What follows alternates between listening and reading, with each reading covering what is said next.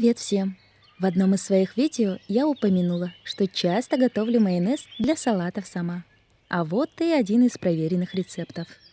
Смешивайте молоко с растительным маслом, добавляйте к этим продуктам сахар и соль. Вливайте к ним лимонный сок. Я использовала концентрированный продукт, но можно выжать его из свежего лимона. Дополняйте горчицей и взбивайте продукты блендером до однородной пышной массы. Буквально 30-40 секунд, и майонез будет готов.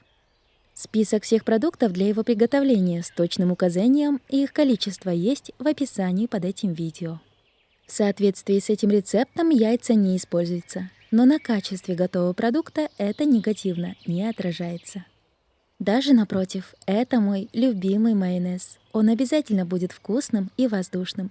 А вы попробуйте его приготовить. Жду ваши ответы в комментариях под видео. Таким майонезом можно дополнить любую выпечку. Он придаст ей особо приятный привкус. И еще плюс в том, что такой майонез получается у всех и всегда. Приготовим домашний майонез провансаль, который наилучшим образом подходит для заправки салатов. Взбивайте вилкой куриное яйцо и вливайте его в чашу для погружного блендера. Добавляйте к нему растительное масло. Можно приготовить майонез и с оливковым маслом. Всыпайте сахар и соль. Вливайте столовый уксус и при желании добавляйте горчицу. Взбивайте продукты блендером на протяжении 20-30 секунд. Вот и все. Пышный и воздушный майонез готов. Список продуктов для его приготовления вы сможете посмотреть в описании под видео.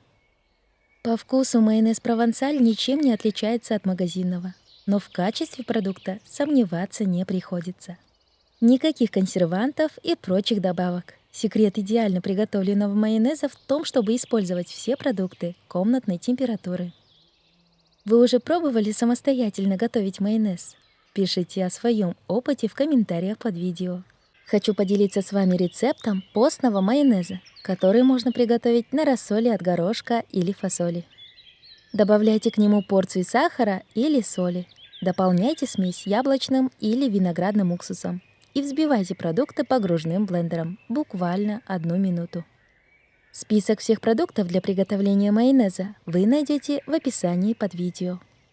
Вливайте к перемешанным продуктам растительное масло. Можно использовать оливковое или подсолнечное масло. Чем ароматнее продукт, тем приятнее по запаху майонез.